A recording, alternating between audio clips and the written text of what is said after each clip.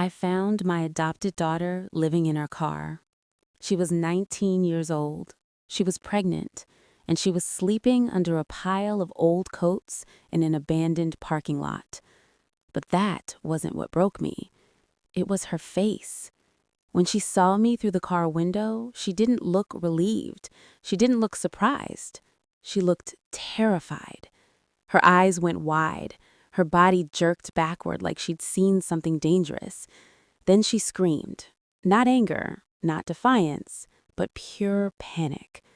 "Go away! Leave me alone! You were never my real family anyway!" The words hit me like a blow to the chest, because I had heard them before. 3 days earlier, my other daughter had said the exact same words to me over the phone, word for word. That call had come while I was sitting on the terrace of my villa in Tuscany, holding a warm cup of coffee, pretending my life was peaceful. That call told me the girl I raised had stolen money from our family business and disappeared. But standing there in that parking lot, staring at my daughter shaking inside her car, something felt deeply wrong. If she had stolen all that money, why was she homeless? If she hated us, why was she crying? And if she was guilty, why did she look terrified instead of angry? Someone was lying to me. The only question was who, and I wasn't going to stop until I found out. My name is Sarah, and this is my story. Before we continue, please leave a comment telling us where you're watching from and subscribe to the Never Too Old channel. We believe our best chapters can happen at any age. Now, back to the story. 3 days earlier, the Tuscan sun was warm on my shoulders when my phone buzzed against the iron table. A video call. Amelia. I answered immediately. Her face filled the screen. Red eyes, mascara smeared, hair loose instead of perfectly pulled back the way she wore it to work. "Mom," she said, her voice breaking. My stomach tightened. "What happened?" "It's Clara," she whispered. "She's been stealing from the company, a lot of money." The word didn't make sense. Stealing? "Jason found proof," Amelia rushed on. "Bank transfers, fake invoices. It's been going on for months." Jason, my son-in-law, the CFO my husband had trained and trusted like a son. Then Amelia said the sentence that made my blood run cold. "She left a note. She said we were never her real family anyway." My chest tightened. Clara was 19. I'd raised her since she was 10 after my best friend, Helen, died and made me promise I'd take her in. She was careful, quiet, always afraid of doing something wrong. The kind of child who asked permission to breathe. "That doesn't sound like her," I said. Amelia's expression hardened. "You always see the best in her, Mom. I saw this coming." She wiped her face. The board voted to fire her. She cleaned out her apartment and disappeared. "Where is she now?" I asked. "I don't know. She's gone." Amelia leaned closer to the screen. "I'm sorry, Mom. I know you loved her, but she used that. She used all of us." The call ended. The valley below me stayed golden and quiet, but my world felt like it had cracked open. Never her real family. No, those words didn't belong to Clara. They pulled me back to a memory so sharp it hurt. The hospital room smelled like disinfectant and something sweet trying to hide death. Helen was dying, my best friend of 30 years. She gripped my wrist, her hand thin but desperate. "Clara doesn't have anyone else," she whispered. "Promise me you'll raise her like she's yours." I looked at Clara standing in the corner, 10 years old, backpack still on, trying not to understand what losing everything meant. "I promised," I said. Helen died 3 days later. Clara moved into our house the next week with her clothes stuffed in a garbage bag. She stood in the doorway of the guest room and asked softly, "Am I allowed to put my things in the dresser?" "This is your room now. You can put your things wherever you want." She nodded, set the bag down, and cried without making a sound. That was who she was. So the story Amelia told didn't fit, and I couldn't ignore the feeling screaming inside me. I went into the villa, opened my laptop, and typed the name of a private investigator I hadn't used in years. Find Clara Mitchell. Do not let Amelia or Jason know. Then I searched for flights. The earliest one left the next morning. I booked it using a credit card Amelia didn't have access to, and packed my suitcase without thinking. I wrapped a framed photo, my husband, Helen, and 10-year-old Clara inside a sweater. Outside, Tuscany stayed calm and beautiful. But inside, everything was loud. Because Clara wouldn't steal and run, she wouldn't leave her coat behind, and she wouldn't say we were never her real family unless someone forced her to. So I was coming home, and I was going to find out who was lying, no matter what it cost. The flight home felt endless. 13 hours in the air, a layover I barely noticed, and not a minute of sleep. I sat by the window with my phone in my lap, refreshing my messages over and over, waiting for the private investigator to respond. Nothing. By the time we landed, my head was aching and my nerves felt raw. As people stood up and reached for their bags, I turned off airplane mode. My phone buzzed instantly. Found her. Sending location now. A pin dropped on the map. An industrial area on the east side of town, about 20 minutes from the airport. I knew the place. Old warehouses, empty lots, chain-link fences, and cracked concrete. The kind of area people stopped caring about years ago. I didn't go to the family house. Instead, I checked into a small hotel downtown. Plain, quiet, paid in cash, the kind of place that didn't ask questions. I sat on the edge of the bed, staring at the map on my phone, the blue dot glowing like a warning. My hands were shaking. I picked up the rental car keys and left. The roads grew emptier the farther I drove. Busy streets turned into closed storefronts, then vacant lots with faded signs that had been hanging there for years. The GPS told me to turn into an industrial park. Cracked pavement, rusted dumpsters, a fence hanging off one hinge. And at the far end of the lot, under a tree that had pushed up through the asphalt, I saw it. A car. An old sedan with rust along the doors and a mismatched back bumper. The windows were fogged from the inside. I parked about 20 feet away and turned off the engine. For a moment, I just sat there, my heart pounding so hard I could hear it in my ears. Then I stepped out. The air smelled like oil and wet concrete. Somewhere in the distance, a dog barked. As I walked closer, I saw movement inside the car. Someone shifting under a pile of fabric. I knocked gently on the driver's side window. The pile moved. A face appeared. Clara. Dark circles under her eyes, hair pulled back in a messy ponytail, wearing a sweatshirt at least 3 sizes too big. And she was pregnant. I felt the air leave my lungs. For 1 second, just one, her face softened. Relief. Then it vanished. Her eyes widened in panic. She scrambled backward, pressing herself against the passenger door, shaking her head. "No," she cried through the glass. "Please go away." "Clara," I said softly, "it's me." "Go," she screamed. "You can't be here." Tears ran down her face. She was shaking so hard the car rocked. "I just want to talk," I said softly. "Open the door." "I don't want your help," she sobbed. "Just leave me alone." I reached for the door handle. Locked. "You were never my real family anyway," she said suddenly, her voice sharp and forced, like she was repeating something she'd practiced. The same words, the exact same ones Amelia had told me. "I don't believe you," I said quietly.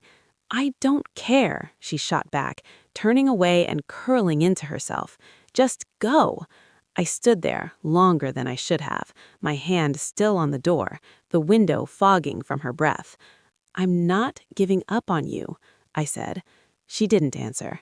I walked back to my car and sat behind the wheel, staring at her through the windshield.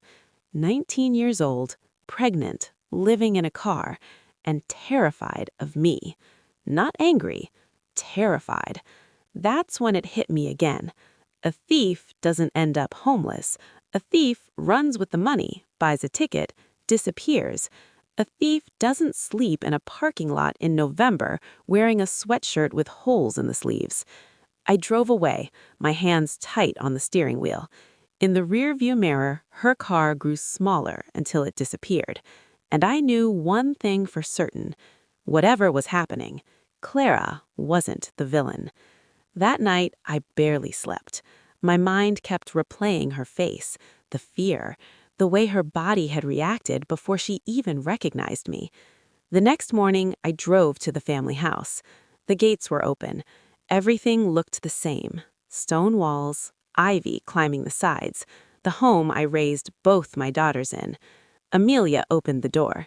"Mom," she pulled me into a hug. She felt tired, smaller somehow. Jason stood behind her in the doorway. "Sarah," he said warmly, shaking my hand, "I'm so sorry you're going through this." His grip was firm, his smile steady. He looked exactly like the man my husband trusted. Inside, the house smelled like lemon polish and old wood. We sat at the kitchen table while Amelia made tea. "How are you holding up?" she asked. "I don't know yet," I said truthfully. And as I sat there, listening to the familiar sounds of my home, I realized something chilling. Someone in this house knew exactly why Clara was terrified, and I was closer to the truth than they realized. I didn't sleep much that night. The house was too quiet, not peaceful, careful, like it was holding its breath. Every time I closed my eyes, I saw Clara's face through the car window. The fear in her eyes didn't make sense if she was guilty. Fear like that comes from someone being threatened, cornered, broken down. In the morning, Amelia made breakfast: scrambled eggs, toast, coffee that was too weak, but I drank it anyway. Jason had already left for the mill. "Early meeting," Amelia said. "Suppliers." We sat across from each other at the kitchen table, the same table where we'd eaten thousands of meals as a family. "I keep thinking about the signs I missed," Amelia said quietly. "She was always so careful, so quiet. Maybe it was all an act."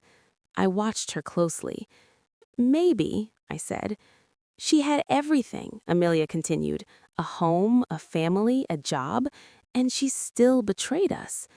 I didn't answer, not because I agreed, but because I was listening. After breakfast, Amelia left for work.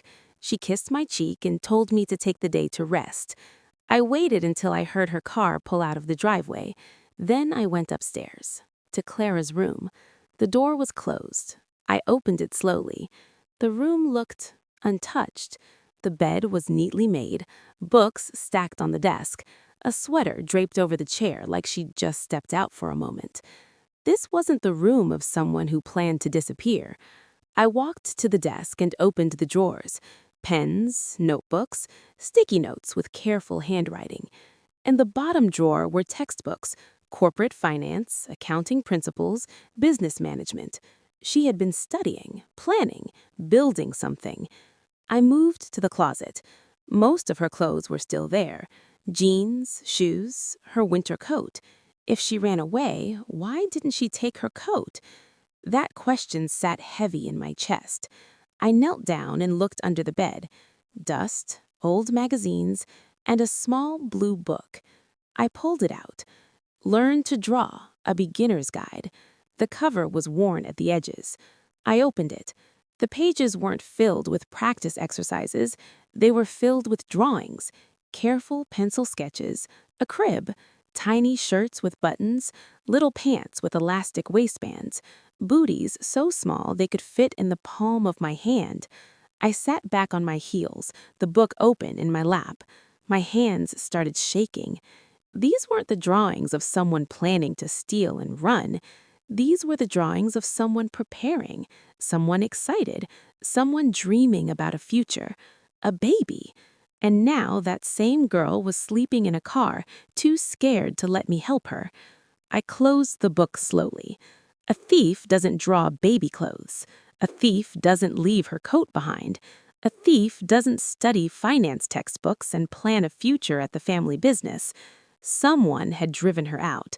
Someone had scared her so badly that a car felt safer than her own home. I tucked the drawing book under my arm and left the room. That night, after Amelia and Jason went to bed, I sat alone in the guest room with my phone. I scrolled through my contacts until I found a name I hadn't used in years.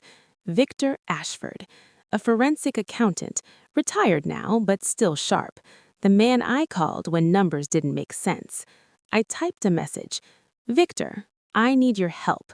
Confidential. Can you audit company financials? Possible irregularities?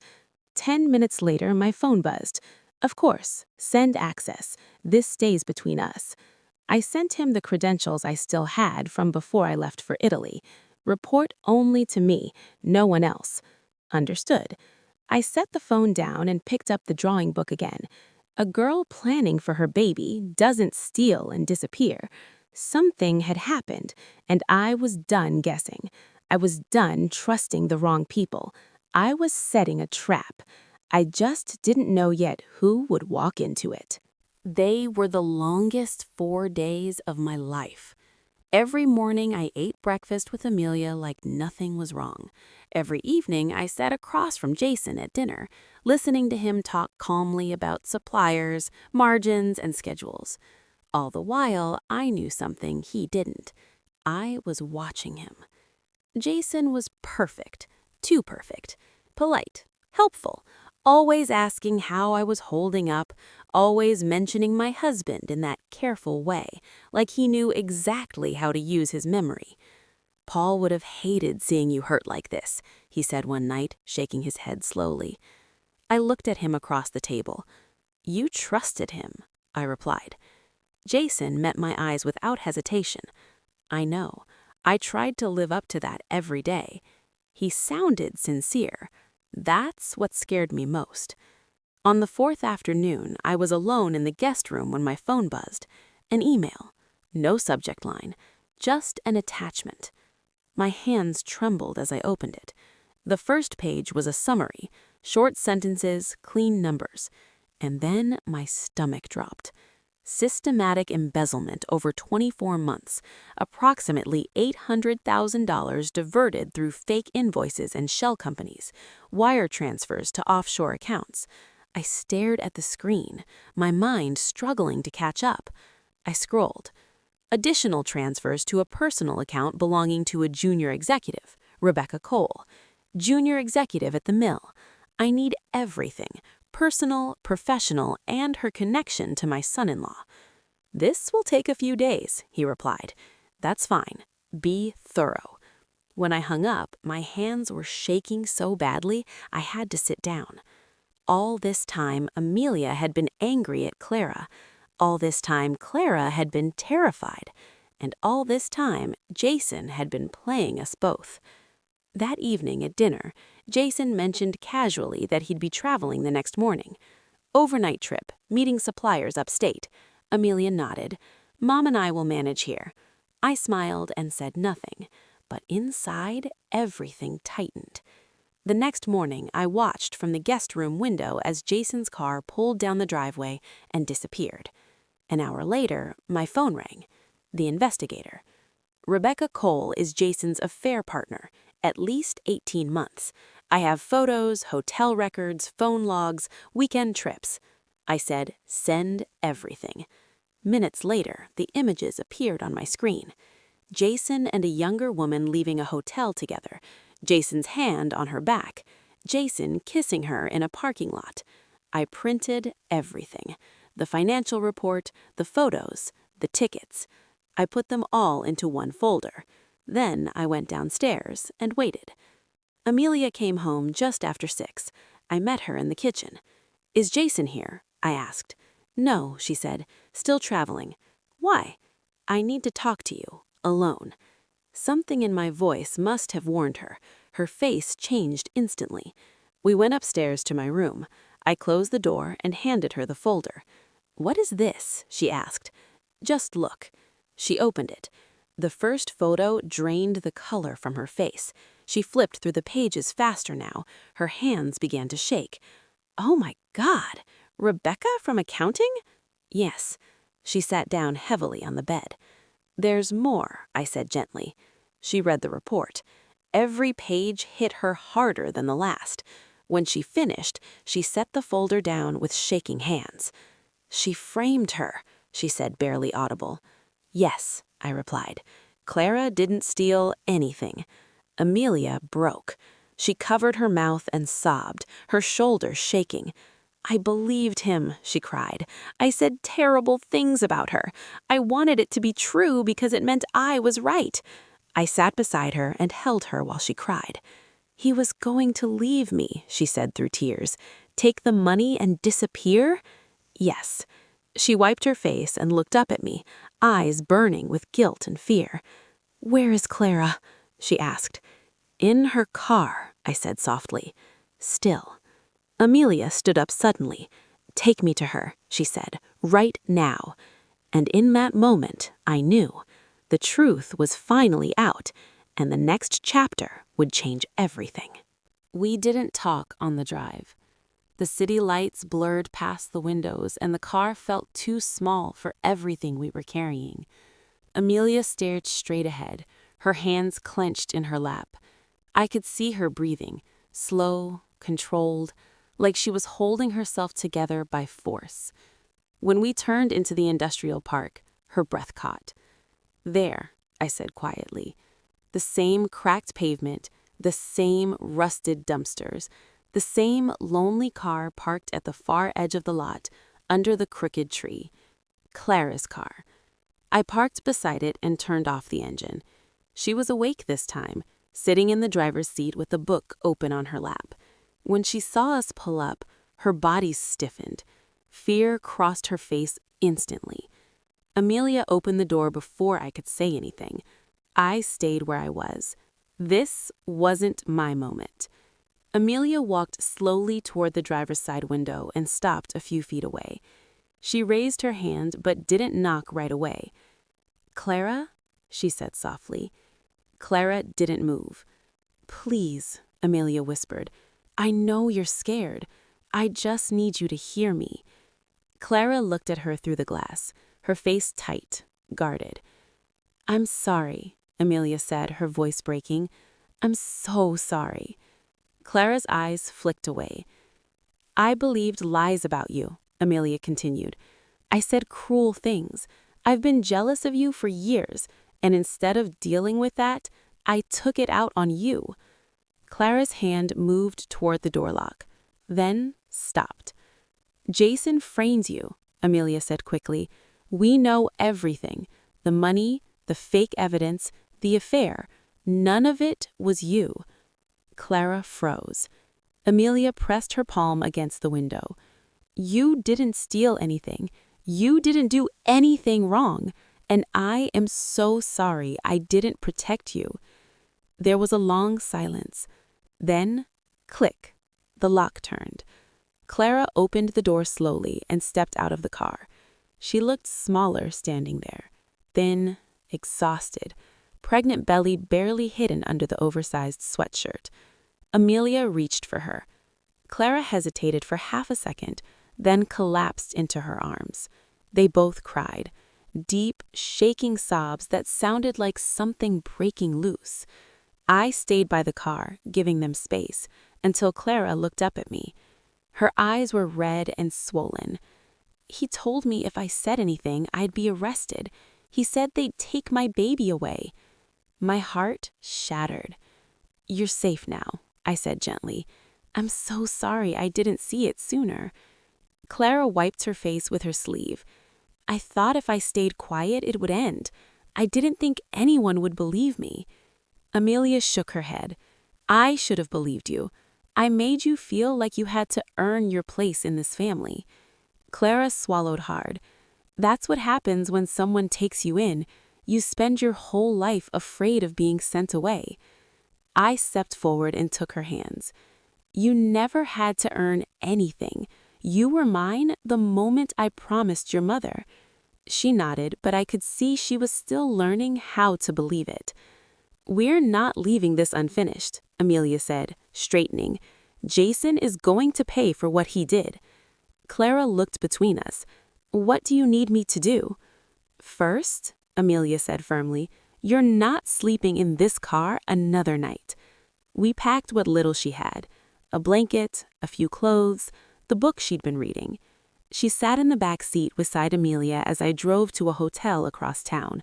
Safe, clean, somewhere Jason didn't know about. I checked her in under my name and paid cash. "Order room service. Rest. We'll call you tomorrow." She nodded, eyes heavy with exhaustion. Amelia hugged her tightly before we left. In the car, Amelia stared out the window again. "We need a lawyer," I said. "Martin," she replied immediately. "He's handled everything for the company for years." She called him on the spot. "Jason's been embezzling," she said when he answered. "We have proof." There was a long pause. "Come to my office first thing tomorrow. Bring everything." When we got home, the house was dark and quiet. "What happens now?" Amelia asked. I looked at her. "Now," I said, "we set the trap." And for the first time since this began, I felt something steady beneath the fear. Justice was coming. Martin's office was on the third floor of an old brick building downtown. Amelia and I arrived just before 8 the next morning. Clara stayed at the hotel. She was safe there, and for now, that was all that mattered. Martin was already waiting for us in the conference room. Gray suit, reading glasses hanging from a chain around his neck, calm in the way only someone who's seen everything can be calm. "Sit," he said. "Show me what you have." Amelia handed him the folder. He didn't rush. He read every page slowly. The financial report, the photos, the plane tickets, the offshore accounts. When he finished, he closed the folder and looked up at us. "This is solid," he said. "Very solid." My chest loosened for the first time in days. "Have you contacted the police?" he asked. "Not yet," I replied. "Good," he said. "Here's what we're going to do." He pulled out a legal pad and began writing. "We coordinate with the district attorney. They'll assign detectives today. Clara will give a formal statement about the threats. Then we arrange a meeting." "A meeting?" Amelia asked. "Yes," said Martin. "With Jason, somewhere he feels safe." Amelia went still. "How soon?" "As soon as possible," Martin replied. "The faster we move, the less chance he has to run." He looked directly at Amelia. "Can you act normal around him for one more day?" She swallowed hard. "Yes," she said. "I can." "Good," said Martin. "If he suspects anything, this falls apart."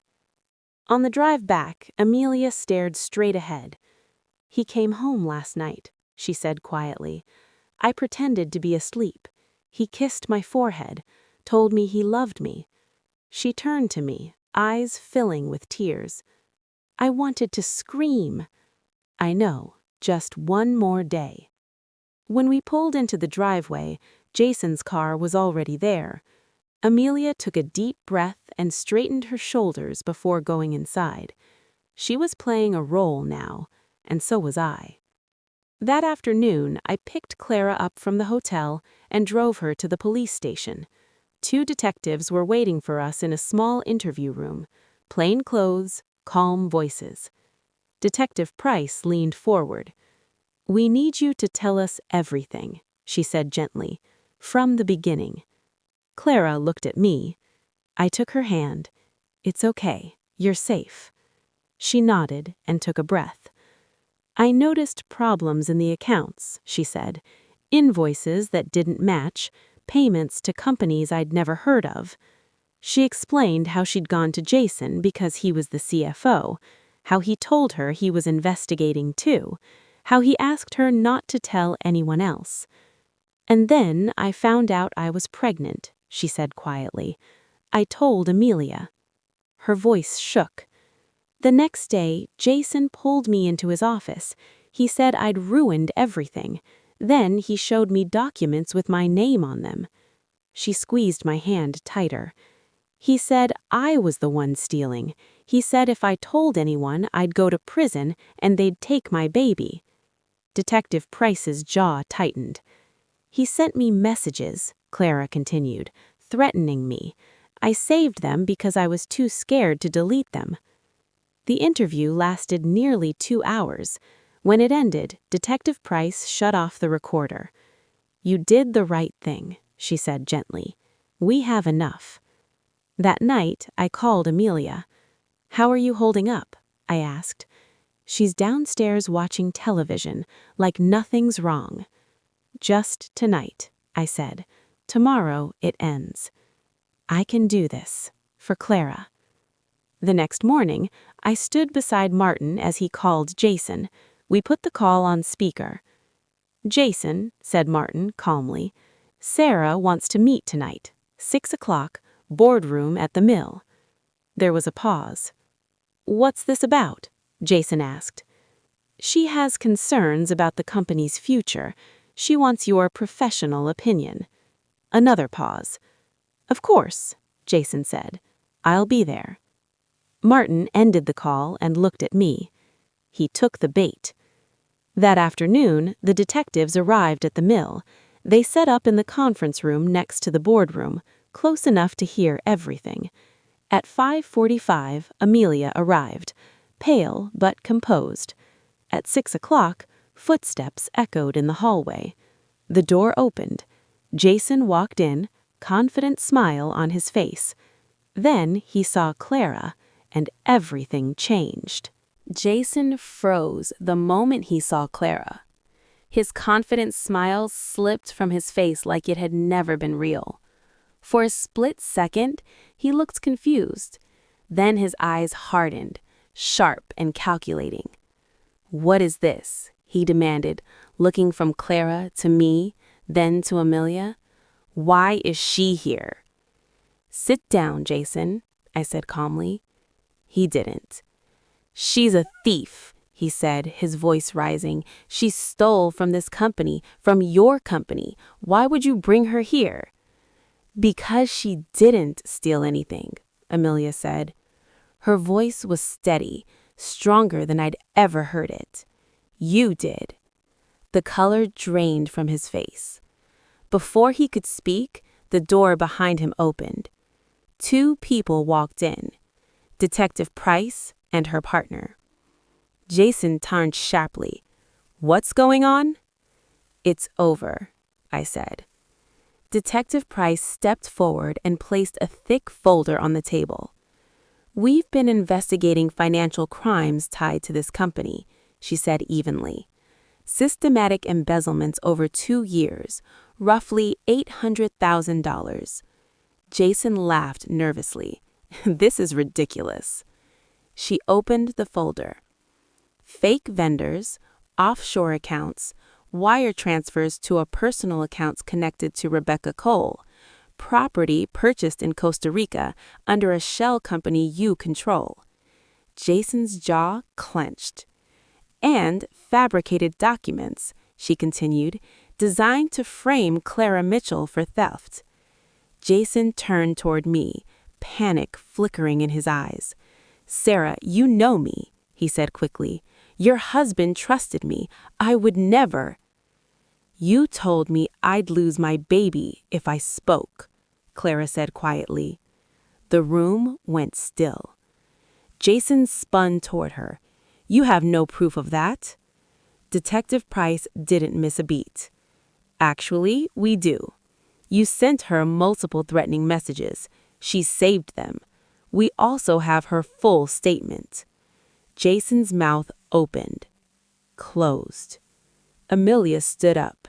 She walked around the table until she was standing directly in front of him. "You didn't just steal money," she said, her voice shaking but controlled. "You used me. You knew I was jealous. You knew I was angry, and you turned me against my own sister." Jason reached out. "Amelia, I did this for us, for our future." She stepped back. "Don't touch me," she said. "There is no us. There never was." Detective Price nodded to her partner. "Jason Cole, you are under arrest for embezzlement, fraud, and witness intimidation." The handcuffs clicked shut. Jason's face twisted with rage. "You'll regret this," he snapped as they led him away. I met his eyes. "No, you will." The door closed behind him. The room fell silent. Outside the windows, the sky was fading from blue to purple. City lights flickered on below us. I reached for my daughter's hands, Clara on one side, Amelia on the other. They held on. For the first time since this began, we were standing together. We left the mill together that night. No one spoke as we walked through the parking lot. The air felt different, lighter, but also heavy in a new way, like everything we'd been holding in was finally allowed to exist. Clara didn't go back to the hotel. She came home. When she stepped into the house, she hesitated in the doorway, like she was waiting to be told whether she was really allowed to be there. "You don't have to ask," Amelia said softly. "This is your home." Clara nodded, but I could see it would take time for her to believe that. She went up to her old room, the one she'd left behind without meaning to. The bed was still made, her winter coat still hung in the closet. The books still sat on the desk where she'd left them. Nothing had moved. That night, we didn't talk much. We sat in the living room together, the three of us, listening to the quiet sounds of the house. Clara fell asleep on the couch, one hand resting on her stomach like she was protecting something precious. I covered her with a blanket. The days that followed were slow, and that was a good thing. Clara had doctor appointments. Amelia and I took turns driving her. We sat in waiting rooms and talked about ordinary things, weather, grocery lists, nothing important on the surface, but everything underneath. Jason was charged, the company accounts were frozen, lawyers took over the noise so we didn't have to carry it alone. One afternoon, Amelia came home quiet, too quiet. She knocked on Clara's door that evening. I stood in the hallway and listened. "I know I've said I'm sorry," Amelia said, her voice shaking, "but I need you to hear it again. I was cruel to you for years. I made you feel like you didn't belong." There was a pause. "I know," Clara said softly. "I'm trying to let it go." It wasn't perfect, it wasn't easy, but it was honest. The baby came in March, a cold Tuesday morning, just as the sun was starting to rise. Amelia and I stood on either side of Clara in the delivery room. She squeezed our hands so hard my fingers went numb. When they placed the baby on her chest, Clara broke down completely. He was small, pink, perfect. "You're his family," Clara whispered, tears running down her face as she looked between us. "Both of you." "What's his name?" Amelia asked. Clara looked at me. "Paul," she said, "after your husband." My throat closed. "He would have loved that," I managed. Life didn't go back to what it was. It became something new. The house filled with sounds again. Late night crying, soft laughter, the quiet joy of a baby discovering the world. Clara learned the business the way my husband had taught me. Amelia learned how to listen instead of compete. They worked together, sometimes awkwardly, sometimes beautifully, but always honestly. 5 years passed. I'm 75 now, still sharp enough to know when it's time to step back. From my office at the mill, I watch Amelia and Clara present to the board together. They finish each other's thoughts. They laugh. In the corner of the room, little Paul sits on the floor with crayons, coloring without a care in the world. I pick up the old photograph on my desk, my husband, Helen, and a young Clara. I used to think legacy was about blood. I was wrong. Legacy is about who you choose, who you protect, who you forgive, and sometimes the family you fight for becomes stronger than the one you were born into. People think the hardest part is finding the truth. It isn't. The hardest part is living with what the truth costs you once you finally have it. After Jason was arrested, everything moved fast on paper and slow in the heart. Lawyers called, accountants cleaned up the mess he left behind. The company survived, but not without scars. Trust doesn't disappear quietly. It leaves cracks you notice long after the damage is repaired. Amelia felt those cracks the deepest. Some mornings she couldn't get out of bed. Other days she buried herself in work, staying late at the mill, coming home exhausted and silent. One night, she sat across from me at the kitchen table, staring into her coffee like it held answers. "I keep replaying it," she said. "Every moment I chose him over her. Every time I said something cruel and convinced myself it was justified." "You were manipulated," I told her gently. "I know," she said, "but I wanted to believe him. That's what hurts." She finally started therapy a few weeks later. Twice a week at first, then once. Sometimes she came home quiet, eyes red. Other times she talked about jealousy, about childhood, about feeling replaced without ever being abandoned. Healing didn't make her innocent, but it made her honest. Clara healed differently. She moved carefully through the house, like someone relearning the shape of a place they once loved. Some days she laughed easily. Other days, she stayed in her room, sketching, resting her hands on her belly. One afternoon, she sat beside me on the porch. "I don't hate Amelia," she said suddenly. "I just don't know how to stop being afraid." That broke my heart more than anger ever could. Fear doesn't vanish when danger does. It lingers. It waits. So we didn't rush her. We let time do what force never could. Jason pleaded not guilty at first. He thought his charm would save him. It didn't. The evidence was too clean, the paper trail too clear, the threats too well documented. He eventually took a plea deal. Prison time, restitution, his name removed from everything my husband had built. The day the judge read the sentence, I felt no triumph, only relief. Revenge doesn't always feel like victory.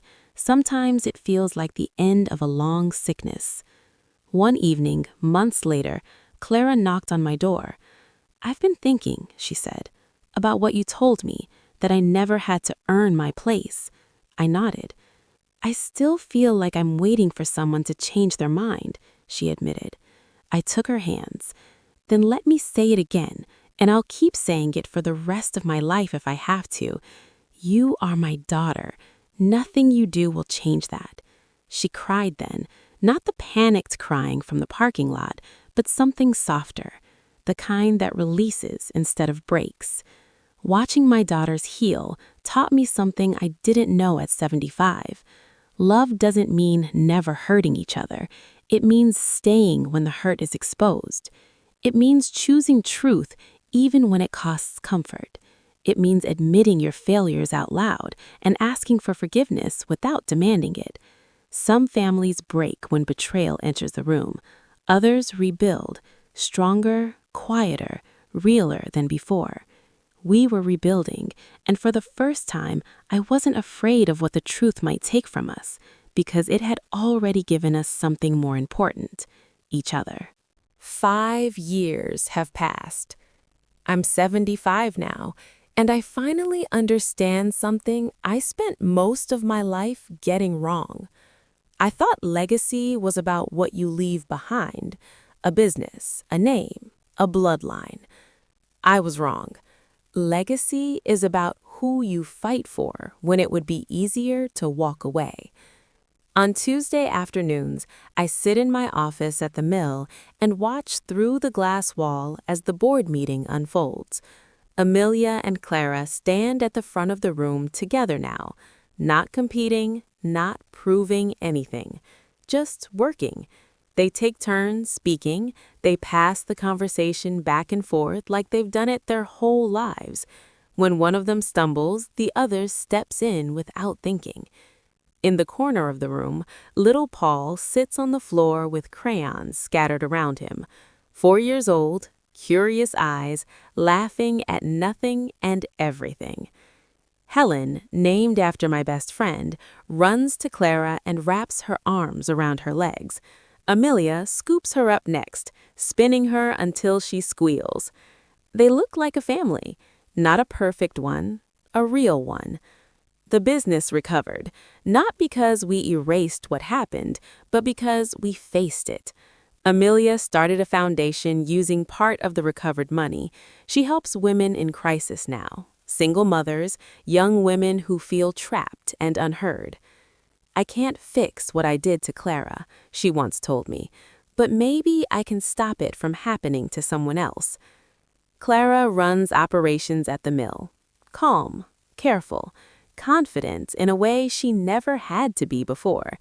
She still draws sometimes, but now the drawings hang on the fridge.